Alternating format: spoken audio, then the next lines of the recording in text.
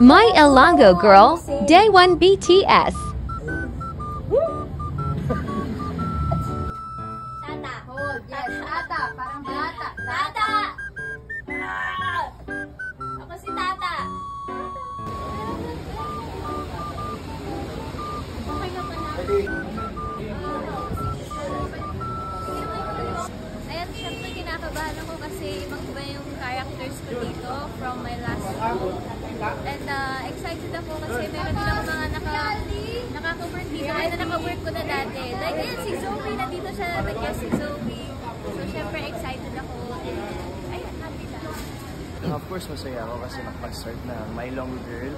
It's a very hot day today, but we're making it happen. And excited ako getting to know my character, getting to know my co-actors, and sharing scenes with them is exciting.